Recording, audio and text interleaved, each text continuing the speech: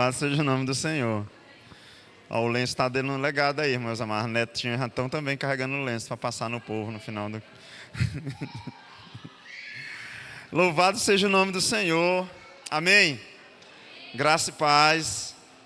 O povo quase não me deixa pregar aqui na igreja. Fica botando outras pessoas e quase não deixa o pastor pregar. Vocês já viram, gente? É luta aqui para me achar um espaço aqui. E hoje colocaram eu e a irmã Juliana junto. É muito poder. Aleluia. O ânimo da irmã Juliana, meus irmãos, é algo contagiante, sim ou não? Glória a Deus pela sua alegria, irmã Juliana. Glória a Deus por isso. Por que é sempre assim, irmão Wesley? Um mais desse jeito e outro mais quieto no casal. Por que é? É engraçado as coisas que Deus faz, né? Se fossem os dois, né? Eita, Deus cheiroso. Aleluia. Seja bem-vindo no nome de Jesus, amados. É motivo de alegria estarmos aqui, reunidos mais uma vez na casa do Senhor, para louvar o santo nome dEle. Amém? E eu acho que conseguiram o bannerzinho, Kevin? Passar? Projeta ele para mim, Karen, por favor. Antes de compartilhar a palavra, deixa eu dar esse recado aqui no nome de Jesus. Amados, nos dias 21 a 23 de junho, nós teremos o Reencontro. Não sei se você já ouviu falar. Reencontro é um evento para quem já fez um encontro com Deus. E serão dias poderosos. Eu já fiz o meu há um tempo atrás. E marque essa data, 21 a 23. Você que é líder ou está almejando o episcopado, precisa fazer esse evento. São 3 dias na chácara, só que não tem nada a ver com o encontro com Deus, é muito diferente. Amém? Então, se programe aí. Quero reforçar também acerca do evento de casais. Está encerrando hoje as inscrições. Sua oportunidade. Eu sou um dos últimos românticos da terra.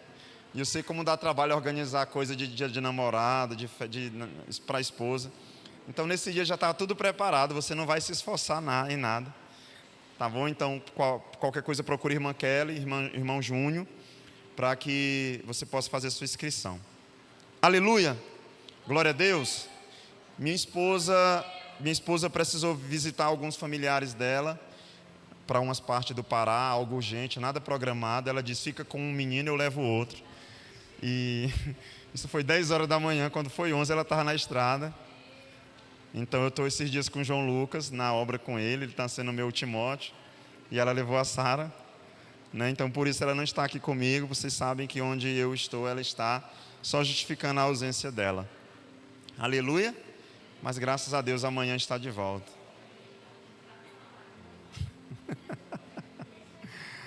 Feche seus olhos mais uma vez no nome de Jesus. Pai bendito, nós oramos ao Senhor mais uma vez. E eu quero apresentar esse culto diante do Senhor. Meu Deus, nós não chegamos aqui porque nós somos bons. Nós não chegamos aqui, meu Deus, porque as nossas finanças, a nossa mentalidade, a nossa inteligência, meu Deus, capacitou a gente para isso. Aqui é o local onde nós nos rendemos diante da Tua mão poderosa.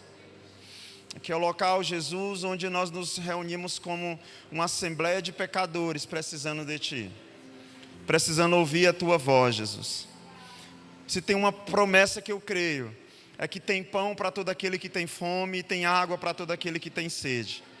Senhor Jesus, a Tua igreja vem ao culto precisando de alimento da Tua palavra, Senhor. Por isso eu oro para que todo aquele que chegou aqui com fome e sede, saia daqui, meu Deus, cheio da Tua presença. Saia daqui na certeza de quem o Senhor é. Saia na certeza de que o Senhor é um Deus poderoso, que opera milagres nos dias de hoje. Meu Deus, então, no nome de Jesus, cobre nossas casas.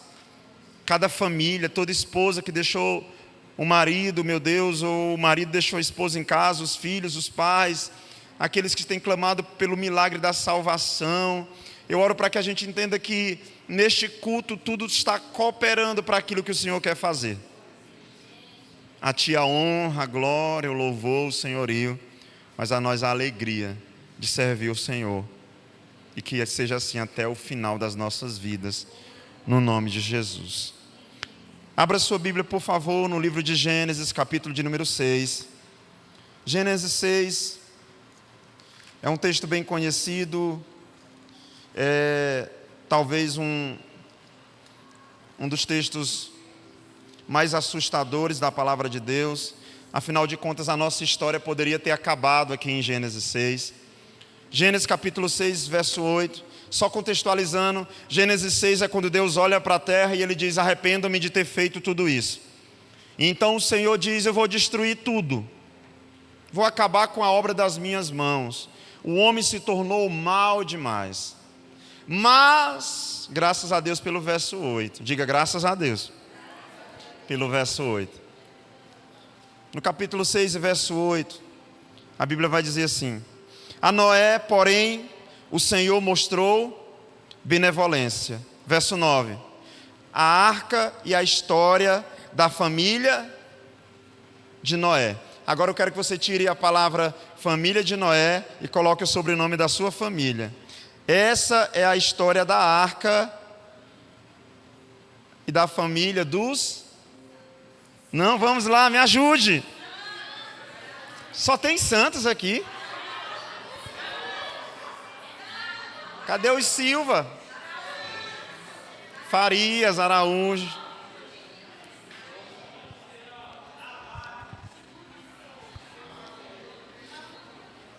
Amados, na continuação diz assim: Noé era um homem justo, íntegro, entre o povo da sua época. Ele andava com Deus. Agora nós vamos ler do verso 1 do capítulo 6 de Gênesis. Amém? Preste atenção. Quando os homens começaram a multiplicar-se na terra, e lhes nasceram filhas, os filhos de Deus viram que as filhas dos homens eram bonitas e escolheram para si aquelas que lhes agradaram. Então disse o Senhor: por causa da perversidade do homem, meu espírito não contenderá com ele para sempre. Ele só viverá 120 anos. Naquele dia havia nefilins na terra, e também posteriormente, quando os filhos de Deus possuíram as filhas dos homens, e elas deram à luz, eles foram os heróis do passado, homens famosos. O Senhor viu, verso 5, ele disse assim: olha, vou dar 120 anos, agora vem para o verso 5. O Senhor viu que a perversidade do homem tinha aumentado na terra, e que toda a inclinação dos pensamentos do seu coração era sempre e somente para o mal. Então o Senhor arrependeu-se de ter feito o homem sobre toda a terra, e isso cortou-lhe o coração. Eu estou na versão Almeida que hoje. Disse o Senhor, verso 7, farei desaparecer da face da terra o homem que criei, os homens e também os animais, grandes e pequenos, e as aves do céu, arrependo-me de havê-los feito. Verso 8, a Noé, porém, o Senhor mostrou... Agora preste atenção, no verso 5, a palavra de Deus diz: o Senhor viu que a perversidade do homem tinha aumentado. Agora leia comigo o verso 9, Noé era um homem justo e íntegro entre o povo da sua época. O verso 5 diz que a perversidade do homem aumentou ao ponto de Deus dizer: vou acabar com tudo. Mas o verso 9 diz que Noé era íntegro e reto com o povo, junto com o povo da sua época. Essas são as gerações de Noé. Noé era um homem justo e perfeito em suas gerações. Mas termina dizendo o que, irmãos? Noé andava com Deus. Enoque foi arrebatado. Enoque não ganhou um livro da Bíblia, mas Enoque ganhou uma menção dizendo: Enoque andou com Deus. E Deus disse: opa, vem.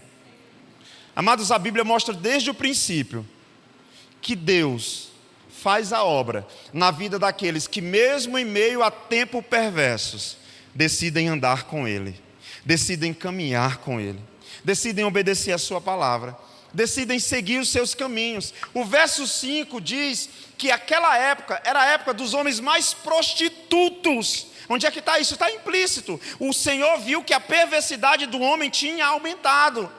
Prostituição, destruição, adultério, homicídios, facções, tudo. Deus olha e diz, não dá mais. É parecido com a experiência que ele tem lá na frente com Sodoma e Gomorra. Agora preste atenção. No verso 9, a Bíblia diz que nessa mesma época vivia um homem que era reto e íntegro diante do Senhor. Quem somos nós nesse tempo, meus irmãos? Se você puder dar título a essa mensagem, servir a Deus em todos os momentos, independente das circunstâncias. Diga comigo, servir a Deus em todos os momentos, independente das circunstâncias. Igreja, a gente corre o sério risco de achar que quando Deus me exaltar, eu serei usado pelo Senhor e a partir daí Ele vai ver a minha história. A gente corre o sério risco de achar que quando alguém me der uma oportunidade, aí então finalmente chegará o meu momento e Deus vai mudar a minha história. A gente corre o sério risco de achar que quando lá na reunião na sua casa de oração, um irmão dizer, olha, a palavra está com você, naquele momento chegou o seu momento. Mas a Bíblia não mostra nada disso. A Bíblia não mostra Deus pegando pregadores, Deus pegando as mulheres santas na igreja com cargo e usando essas pessoas. A Bíblia sempre vai mostrar, e eu trouxe para vocês, eu fiz questão de anotar diversos textos bíblicos hoje, onde pessoas normais, com vidas normais, com rotinas normais, porém que serviam a Deus, fizeram coisas extraordinárias na palavra de Deus. Pessoas normais, fazendo coisas normais, porém servindo a Deus. E o extraordinário de Deus veio sobre a vida delas. Irmão Wesley, não eram pessoas com títulos. Noé não tinha um cargo na igreja. Noé não era alguém que o pastor disse, você é meu co-pastor. Vigia, tu não pode pecar, tu não pode. Aliás, você que disse para o meu filho que ele não pode pecar porque ele é meu filho, vai se converter. Ele não pode pecar porque ele é crente, ele não tem culpa de ter nascido filho de pastor. Ah, o pastor Lucas não pode pecar porque ele é pastor, eu não posso pecar porque eu sou crente. E segundo, eu sou pastor também. Mas a minha primeira responsabilidade de não pecar é porque eu sou filho de Deus. A minha primeira responsabilidade de não desagradar o meu pai é porque eu sou filho dele. Tu está representando a empresa. Esquece empresa. Eu estou representando o sangue da minha família. Então, amados, Noé abre as portas da palavra de Deus para a história de pessoas que Deus achou fazendo coisas normais do dia a dia.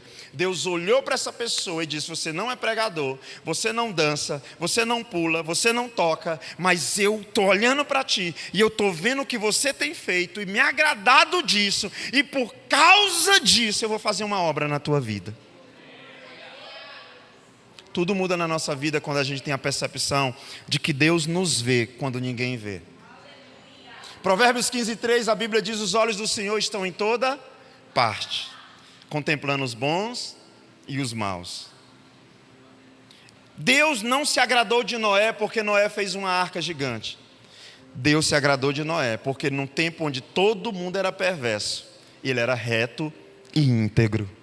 Uau! Você sabe como isso é poderoso? Lá no serviço eu estou pensando em sair porque todo mundo é corrompido. Aí Deus se agrada de você, porque num lugar onde todo mundo é corrompido, você é capaz de manter um devocional, você é capaz de manter uma vida que agrada o Senhor. A minha família está toda encapetada, mas você é capaz de naquele lugar ser reto e íntegro. A irmã Juliana tem uma das melhores profissões para um cristão, sabia? Eu estava pensando, irmã Juliana, a sua profissão é uma das melhores profissões para um cristão. A senhora trabalha com cabelo, a senhora bota a mão na cabeça das pessoas. O melhor lugar para expulsar o demônio é botando a mão na cabeça, irmã Juliana. Oxente! Imagina, todo mundo que entrava no salão estava cheio de pombagira, mas eu me agradei da irmã Juliana, que botava a mão na cabeça e repreendia as pombas. Professor, olha, coisa poderosa. Passar o óleo ungido nas cadeiras e dizer: aquele que sentar aqui, o capeta vai sair. O que sentar aqui, o capeta vai sair. O que sentar aqui, o capeta vai sair. O que sentar aqui, o capeta vai sair. E sai na sala, sai na sala, sai na sala. Meus irmãos, tem umas coisas assim: pastor, mas na escola, diretor é da esquerda, professor é comunista, os alunos são maconheiros. Esquece! Mas tinha um professor que era reto e íntegro dentro daquele lugar. E Deus usou. Nunca foi sobre o ambiente externo, sempre foi sobre a presença que eu carrego, igreja. Nunca foi sobre o ambiente externo, sempre foi sobre a presença que eu carrego. A Bíblia diz que Noé, enquanto na geração mais perversa de todos os tempos, Deus olha para ele e diz: esse é reto e íntegro. Meu Deus, é comum a gente achar que Deus vai me ver quando no dia da minha célula eu aplicar a palavra. Esquece isso.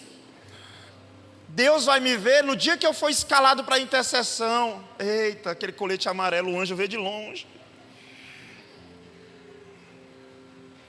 Deus vai me ver no dia que eu estiver na recepção. Oh, meus irmãos, eu acho que no dia que você está escalado, ele diz para os anjos: não, hoje ele está escalado, vamos cuidar de outro. Ele já está... Isso aqui é heresia do Lucas, tá bom? Agora eu quero que você abra sua Bíblia comigo no Evangelho, 1 Samuel, Velho Testamento. Nós vamos já chegar no Evangelho. 1 Samuel, capítulo 17, verso 12. 1 Samuel 17, 12. Nós vamos ler a partir do verso 12. Samuel 17, 12, a partir do verso 12. Amém? Encontraram aí? E Davi era filho de Jessé, o efrateu de Belém, de Judá. Jessé tinha 8 filhos e já era idoso na época de Saul. Os 3 filhos mais velhos de Jessé tinham ido para a guerra com Saul. Esses aqui são o bambambam, aqueles que chamam a atenção, guerreiros. Eliabe, o mais velho, Abinadab, o segundo, e Samar, o terceiro. Davi era o caçula.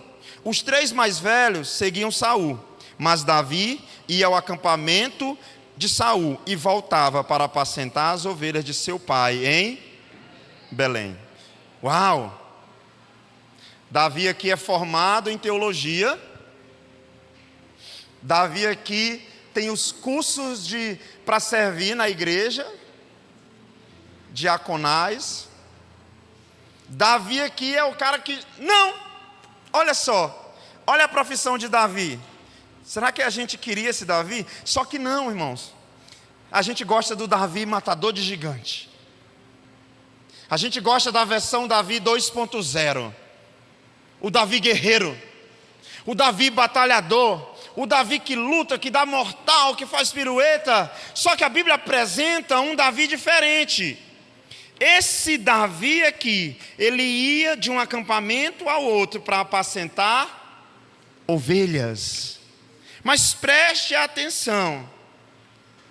Verso 16. Durante 40 dias, os filisteus aproximou-se de manhã e de tarde e tomou a posição. Nessa ocasião, Jessé disse a seu filho Davi: pegue uma arroba de grãos tostados e 10 pães e leve depressa para seus irmãos no acampamento. Olha a missão de Davi: pregar numa igreja lotada, sim ou não? Não. Olha a missão de Davi: louvar para 1 milhão de pessoas. Não. Olha a missão de Davi: derrotar Golias, sim ou não? Não.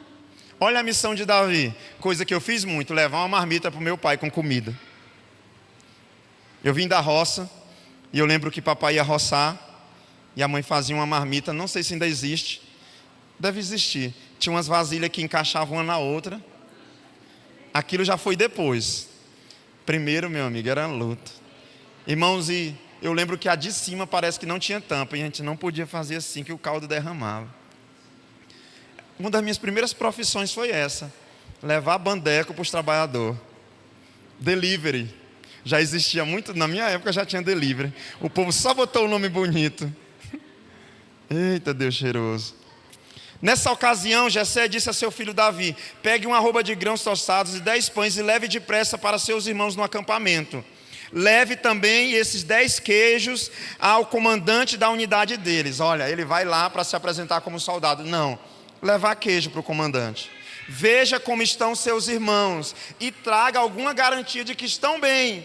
Eles estão com Saul e com todos os homens de Israel no vale de Elá, lutando contra os filisteus. Agora olha para quem Davi é.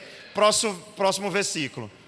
Davi então se levantou de madrugada, deixou o rebanho com outro pastor, pegou a carga e partiu, conforme Jessé lhe havia ordenado.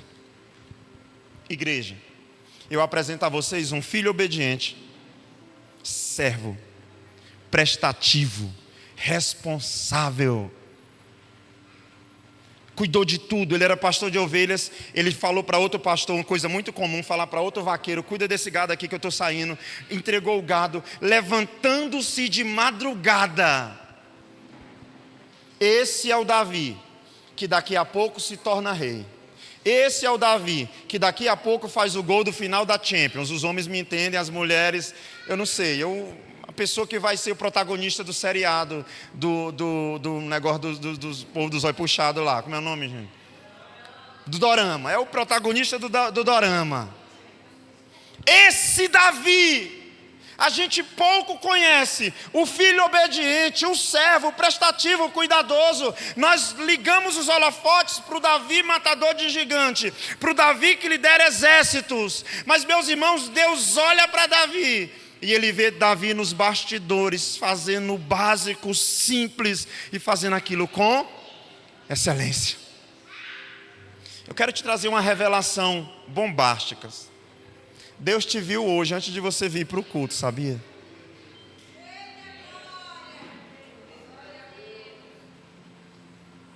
Se eu pudesse falar quem fez mais aqui por alguém hoje, eu passo talvez o microfone para a pastora Tainá, que estava agora à tarde no Socorrão orando pelos enfermos. Será que o culto é sobre quem fez mais hoje? Não. Talvez você fez mais que eu no dia de hoje. Sabia que Deus viu o que você fez hoje? Ele estava vendo Davi sendo obediente, levando o recado, menino de recado do pai. Vai ver se teus irmãos estão bem, vai ver se eles estão vivos. Traz uma garantia, tira uma foto deles para me saber que está bem. Naquela época o pai pediu uma garantia, que não tinha chamada de vídeo. Hoje, minha esposa, eu não preciso de despertador. Da hora de pegar o menino na escola, eu mando só uma foto, eu na porta da escola: descansa, mulher. A hora de dormir, ligação para ver se o menino está banhado. Já banhou, já orou, já leu a Bíblia. Mas naquela época não tinha. Então o pai dizia: Davi, eu vou te dar uma missão: pregar, orar, louvar. Não, vai ver se teus irmãos estão bem. Mas pai, isso não dá ibope. Não, esse não era Davi. Tá bom. Levantando-se de madrugada. Oh, glória. Meus irmãos, nós podemos ver um Davi aprovado por multidões, mas nós podemos ser um Davi aprovado por Deus nos bastidores. O que você quer? A gente admira aqueles que estão em holofotes, em altares. A gente admira aqueles que estão com milhares de seguidores. Mas você sabe da peleja de cada um? Dos bastidores de cada um? Da luta de cada um? Pô, deixa eu te dizer uma coisa: Deus estava vendo a luta de cada um. O que eu e você temos feito nos bastidores, pois para Deus isso importa. Você lê Provérbios e diz: balança, como é que chama? Provérbios fala muito disso, que a balança desajustada, né, que aquilo que peso enganoso Deus abomina. Mas, meus irmãos, se nós achamos que o culto tem mais peso para Deus do que a sua oração em casa, você está errado. Não tem. A gente se reúne uma vez na semana. O que é diferente no culto? Comunhão. Não só eu orando, somos vários. E o que é mais extraordinário na igreja é a capacidade de concordarmos. Se eu perguntar o time de cada um, Vasco, Flamengo, vixe. Tá vendo? Deixa quieto. Se eu perguntar gosto musical, se eu perguntar gosto por comida, deu até fome agora. Agora os anjos olham para esse tanto de gente, com pensamentos diferentes, com vontade diferente, com opinião diferente, orando em uma só voz, concordando com uma só coisa. Esse é o poder da igreja. Senhor, cura o irmão fulano. E imagina a igreja toda orando pela cura de uma pessoa. Deus olha para isso e diz: cheiro agradável. Assim como quando tem fofoca dentro da igreja, quando tem contenda dentro da igreja, quando tem falta de perdão, ele diz: que isso? A Bíblia diz em Gênesis que quando a torre de Babel está sendo construída, Deus olha e diz: tem algo muito ruim acontecendo na terra. Eu vou descer lá para conferir. E quando Deus olha, Ele diz: olha, eu vou acabar com isso antes que chegue a um nível de a gente não conseguir mais parar. Amados, existe uma história antes do culto, existe uma história durante a semana, existe uma história que nós estamos escrevendo, e eu quero te dizer que Deus vê essa parte da nossa vida. Deus vê a tua oração em secreto, Deus vê o teu clamor, Deus vê o teu posicionamento, Deus vê o teu não para o mundo, Deus vê o teu sim para Deus. O altar é lugar dos homens ver, mas o secreto é o lugar onde Deus vê todas as coisas. Por que é que a Bíblia conta a quantidade de tempo que aquela mulher estava com aquele fluxo de sangue, igreja? Porque Deus se importa com a minha e com a tua história. Por que é que a Bíblia diz: olha, ela gastou todo o dinheiro com isso, ela já tem tantos anos sofrendo assim? Isso mostra que Deus sabe todas as coisas, isso mostra que Deus acompanha a história, isso mostra que Deus está assistindo tudo que tem acontecido. Por que é que a Bíblia relata a quantidade de dias que Lázaro estava morto, meus irmãos? Isso significa que por mais que a irmã dele tivesse agoniada dizendo: o Senhor demorou, Deus estava dizendo: eu sei de todas as coisas, eu sei quanto tempo tem que ele está morto, assim como eu sei, João 11:25, que aquele que crê no Senhor, ainda que esteja morto, viverá. Crê tu nisso? Por que é que Deus descreve o sofrimento de Jó? Por que é que Deus descreve todos os bens que Jó perdeu? É porque no final do livro de Jó, tem um Jó dizendo: antes, Deus, eu te conhecia de ouvir falar, mas agora os meus olhos te veem. O Senhor sabe de tudo o que aconteceu, e agora, antes eu tinha tudo e não te enxergava, mas agora os meus olhos te veem. E Jó diz mais: nenhum dos teus planos podem ser frustrados. Minha esposa está viajando, e hoje eu estava lá em casa fazendo algumas coisas, e eu fiquei pensando algo. Eu digo: podia eu largar a casa? Não, porque a mania desse mundo é fazer para os outros verem. Ó, amor, tu varrendo a casa, ó. Dá um like aí, compartilha. Ó, amor, vou fazer o almoço hoje. O que eu vou ganhar depois? Já viu como é a criança? Meu filho, pega o cocô do cachorro e eu posso assistir desenho depois? É uma troca. A gente vive uma vida de troca. Troca de favores. Então eu estava lá em casa, só eu e Deus, o menino na escola, e eu pensei: podia eu não fazer nada. Ela não está aqui? Ela não vai ver? Sabe o que eu percebi, meus irmãos? Quando nós servimos a Deus de verdade, quando nós amamos o Senhor, nós não fazemos para que Ele veja, nós fazemos para agradá-lo. Nós fazemos porque isso cheira bem a Ele. Na família, no casamento, a gente não faz para que o outro, não deveria fazer para que o outro veja. A gente tem que fazer pelo prazer de saber que fazendo aquilo, eu agrado a quem eu faço. Não é sobre ver, mas é sobre o que eu proporciono quando eu faço aquilo. A Bíblia não diz que Noé disse: olha Deus, o Senhor tem visto? Não estou adulterando. Não, ele estava fazendo. A glória é para Deus quando eu faço, sem me preocupar com o que vão achar, com o que vão dizer, se alguém vai me aplaudir. Pastor, onde o senhor quer chegar? Sabia que Deus viu o teu dia hoje? Deus viu. Sabia que Deus tem visto a tua semana? Teu choro? E sabia que você pode olhar para Ele e saber que Mateus 28:20 é imutável. Eis que estarei convosco todos os dias, até a consumação dos séculos. Sabia que Salmos 4:8 é uma verdade?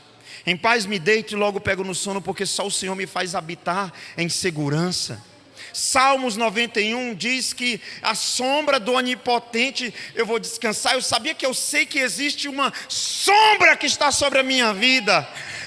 Não teve culto hoje, essa sombra está sobre a minha vida. Não teve oração hoje, essa sombra está sobre a minha vida.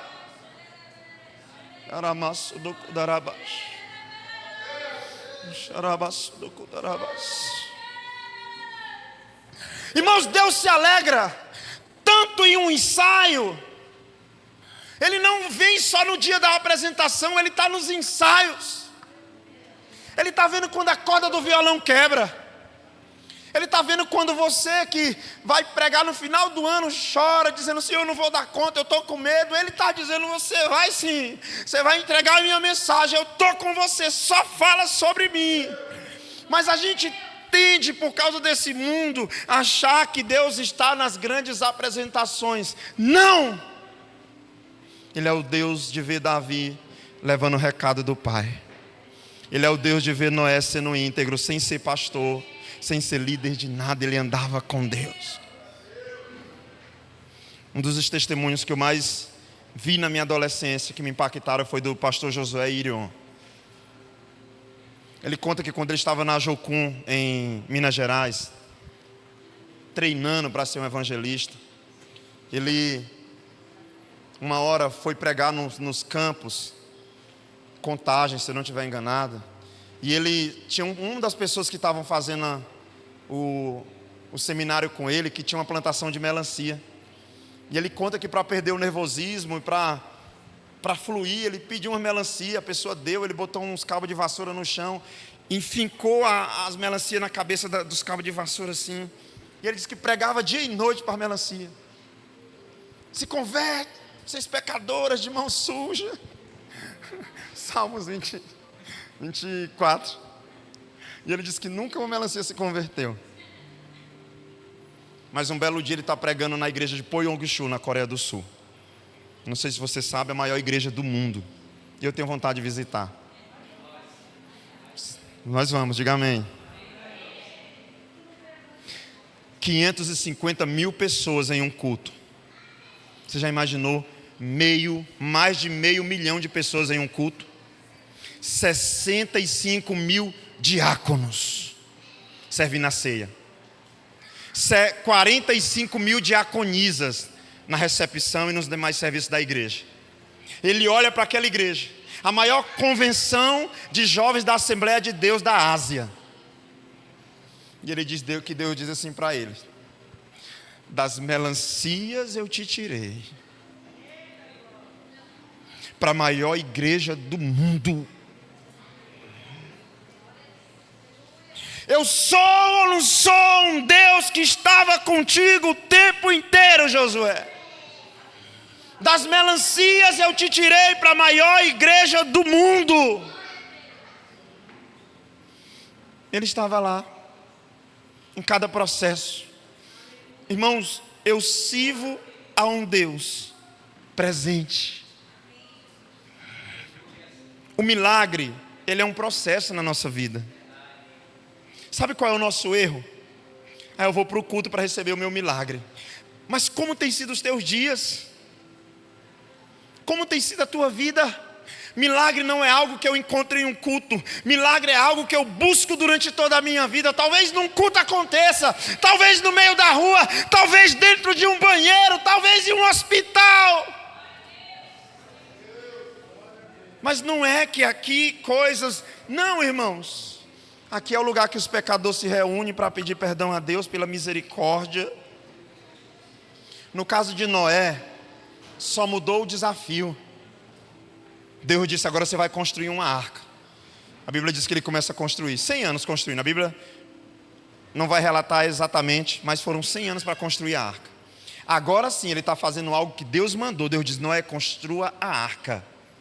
100 anos ouvindo pessoas dizendo: nem chove aqui, nem tem água aqui. Mas isso era reflexo do que ele já fazia, irmãos. Dizer não para o pecado, dizer não para a imoralidade, dizer não para todas essas coisas. Quando Davi vai enfrentar Golias, a Bíblia diz que Golias olha assim e diz: eu sou um cachorro para tu vir com pedra. Só que Davi já era um menino que o pai dizia: vai daqui levar um recado acolá. Não escuta o que vão te dizer no caminho, Davi. Não presta atenção nas coisas que vão te falar. Não se distraia, Davi. Tu tem uma missão, Davi. O que o pai disser que você vai fazer, você vai fazer. Aí o gigante olha para Davi e diz: eu sou um cachorro para tu vir com pedra. Davi está dizendo: eu não posso ouvir outra voz. A voz do meu pai é: esse gigante vai cair. Pum!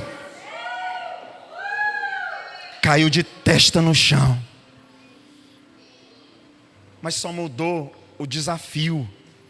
Eles já enfrentavam as lutas deles no secreto. E eu poderia te mostrar inúmeras pessoas. Se você vir para Gênesis 11, abre a sua Bíblia rapidamente para mim embasar isso aqui. Vem para Gênesis 11, por favor.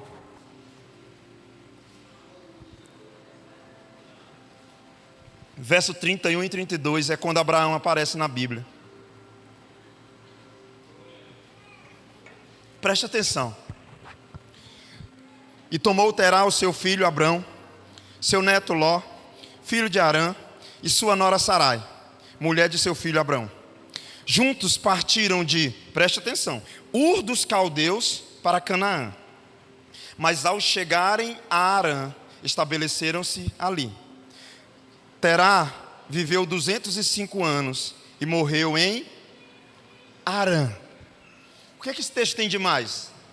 Parece aqueles textos que quando a gente está lendo a Bíblia em um ano, a gente passa, tipo assim, texto chato. Preste atenção. A Bíblia está dizendo que Abraão mudou de um lugar para outro. Eu acho bonito o Abraão, pai de multidões. Eu acho bonito o Abraão que quis sacrificar o seu filho e Deus não deixou. Eu acho bonito o Abraão que casou com sua esposa e que tiveram filhos na velhice. Eu quero te mostrar um Abrão que mudou de um lugar para outro. E sabe o que Deus diz? Aqui, ó, verso 31. Abrão mudou de lugar e se estabeleceu em Arã. Mas, irmãos, no primeiro versículo do capítulo 12, Deus diz para Abrão, para ver se ele é obediente mesmo: Abrão, sai de onde você está e vai para outro lugar. Mas eu estou estabelecido em Arã. Pois é, mas antes de você ser o Abraão, pai de multidão, o Abraão que faz tudo isso, muda de novo de lugar. Irmãos, hoje tem caminhão de mudança. Hoje tem casa, os Estados Unidos eles mudam uma casa de lugar.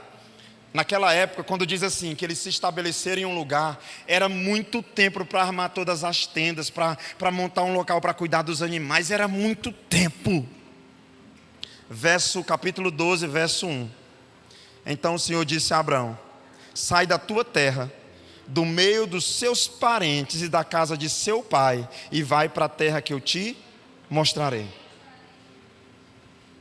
Deus começa o chamado de Abraão, desafiando ele, porque Deus já havia que era um homem disposto. E a Bíblia não vai dizer que ele vai dizer assim, ó: eu acabei de montar minhas tendas. Estou falando acabei, claro, de forma, usando um eufemismo aqui, né? Ele já tinha um tempinho ali. Mas ele não diz isso. Deus diz: tá bom em Arã, tá? Vocês chegarem em Arã, tá bom? Sai daí agora, Abraão. Sai de perto dos teus parentes. E eu vou para onde? Vai para uma terra que eu te mostrarei. Aonde é? Manda um localizador. Não tem, começa a andar. Irmãos, deixa eu compartilhar uma coisa com vocês. Eu creio que Deus em tudo tem um propósito. Você também crê comigo nisso? Eu creio. Eu creio que em tudo Deus tem um propósito. Pastor, então se eu levar um prejuízo, Deus tem um propósito? Calma. Talvez foi porque você não ouviu a voz de Deus. Mas pode ser também. Mas quando eu sirvo a Deus, confio nele, busco ouvir a voz dele e obedecê-lo, é mais fácil concordar com algumas coisas, porque eu sei que apesar de não estar sendo bom para mim, o Senhor pode estar dizendo assim: eu tenho feito, agora você não está entendendo, mas daqui a pouco você vai entender o que eu quero fazer na tua vida, o milagre que eu quero. Não pergunta para onde é, não pede localizador. Está bom aí? Tá, mas sai, vai para um lugar que eu estou te mostrando. E você vai ser só o pai de todos os judeus, você vai ser só o pai das multidões, você vai ser só aquele que vai dar origem ao povo de Deus na face da terra. A gente tende a conhecer o Abraão que ia sacrificar Isaac, mas existe um Abraão obediente.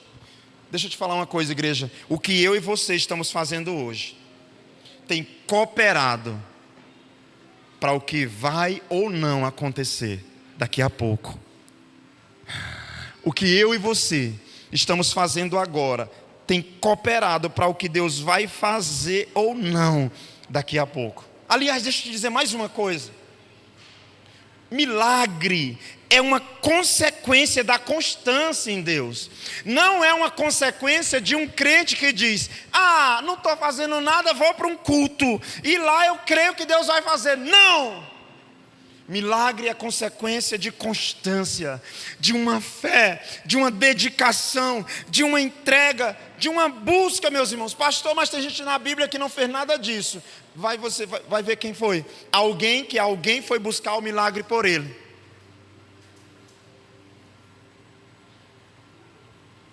Alguém foi pedir.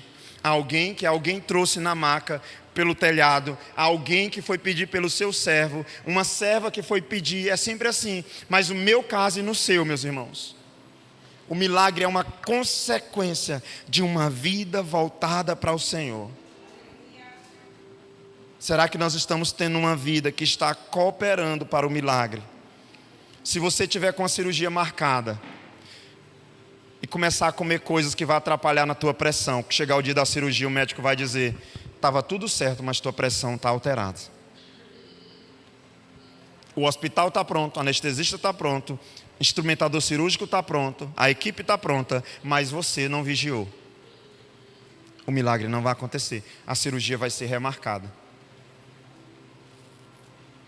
Tem coisas que a gente faz hoje que estão preparando a nossa vida para que o de repente de Deus aconteça. Aleluia. Assim como tem coisas que eu e você fazemos hoje que fecham os céus para as nossas vidas por causa da falta de temor, de obediência, de busca pela presença do Senhor. O que nós temos feito, meus irmãos? Onde estão as nossas melancias nesse tempo? Como tem sido o nosso tempo com Deus? O que um pastor faz no dia a dia, irmãos, aqui no culto é 1%. Aliás, deixa eu te falar uma coisa. Pregar é a coisa mais fácil que o pastor faz na sua semana. Quer ver difícil? Vem no gabinete aqui, no aconselhamento. Quer ver difícil? Vai ver onde a gente vai para resolver alguns BOs. Pregar é a coisa mais fácil.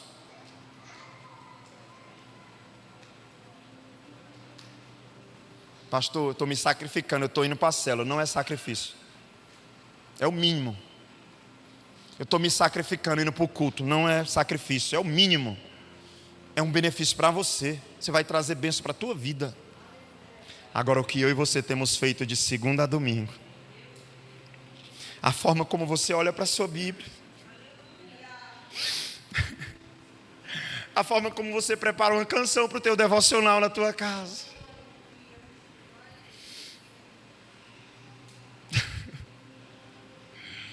a forma como você diz: Senhor, eu quero muito me formar, mas essa é a tua vontade? Se não for do Senhor, então não deixa. Senhor, eu quero tanto esse emprego, mas é o que o Senhor tem para mim, porque se não for, tira.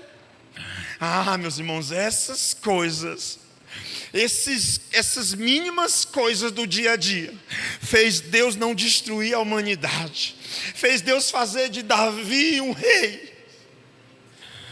Pode fazer da sua vida uma história extraordinária.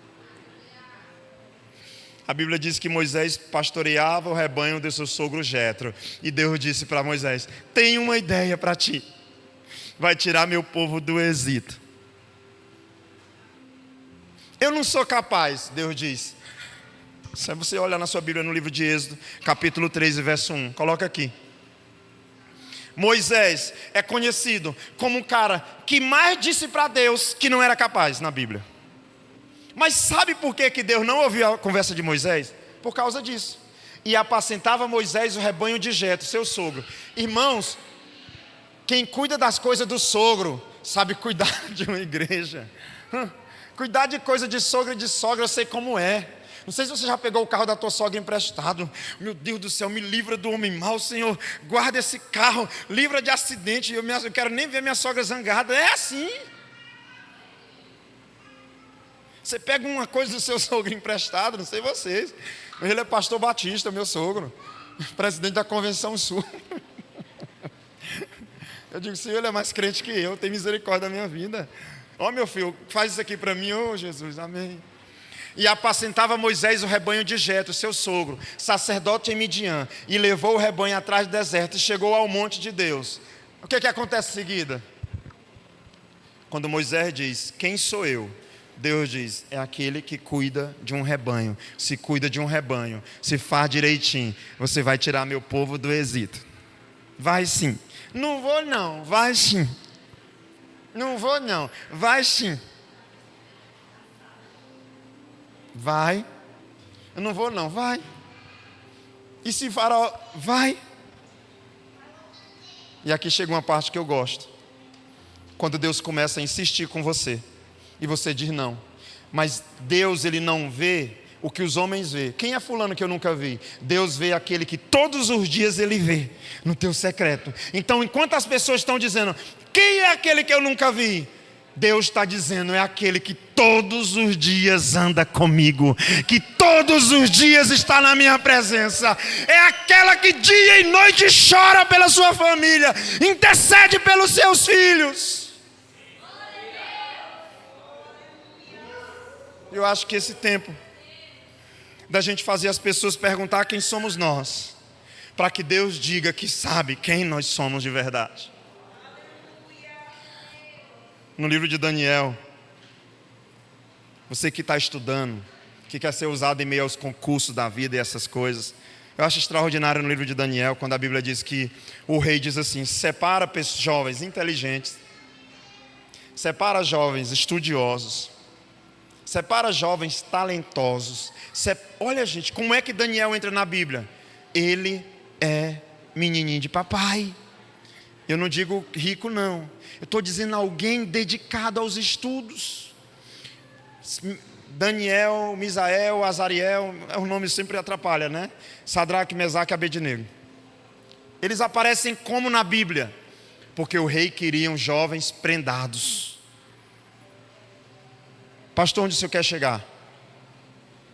Talvez você não acredite no que eu vou falar. O meu compromisso não é se você acredita ou não. O meu compromisso é te fazer entender que tem processo que você talvez não está entendendo nada, mas são circunstâncias como essa que Deus usa para que a glória dele seja manifesta na minha e na tua vida.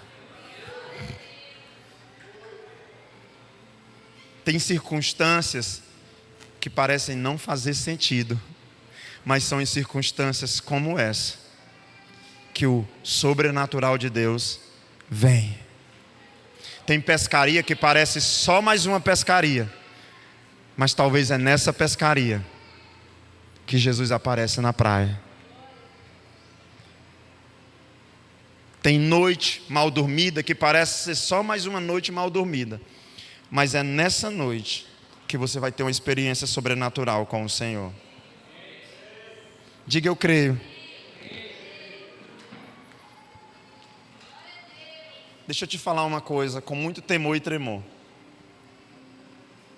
Dificilmente, ouça isso.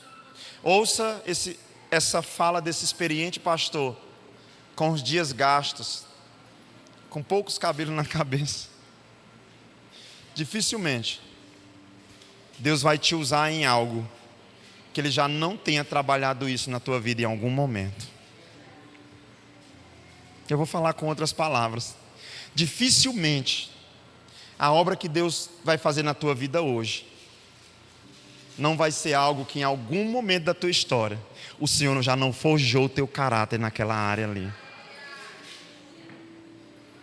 Eu não entendi. Aliás, eu tenho raiva de gente que diz que fez uma faculdade inteira e não serviu para nada. Me dá uma agonia. Eu fiz uma faculdade inteira eu não servi.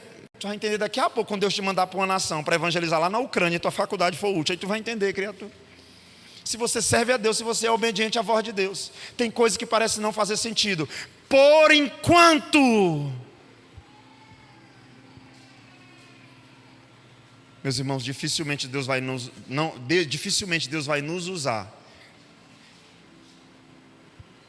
se não for em uma área que Ele já trabalhou em algum momento da nossa história, naquilo ali. Pastor, e o que eu faço? Entrega tudo. Entrega tudo. Entrega tudo no altar. Eu amo o hino 577 da harpa. Quem sabe qual é? Ah, vocês estão ruins de harpa. Tem crente aqui, tem crente ali, em fervente. Amo.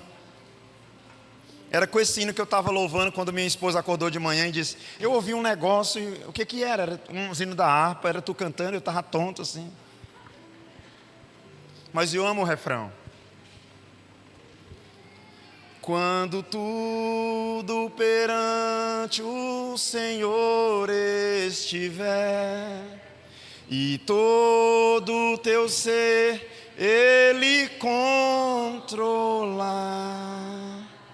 só então há de ver que o Senhor tem poder. Quando tudo deixares no altar.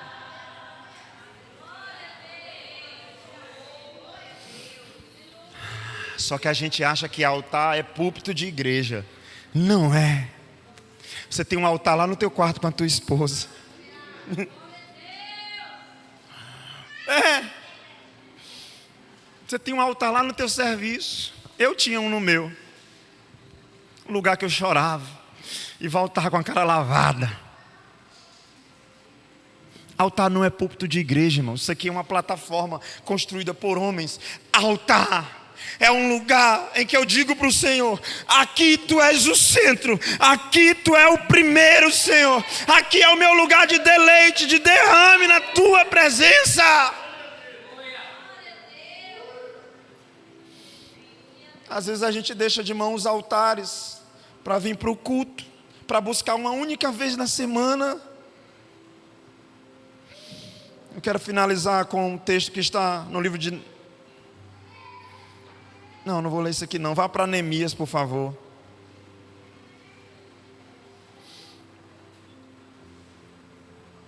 Abra sua Bíblia no livro de Neemias.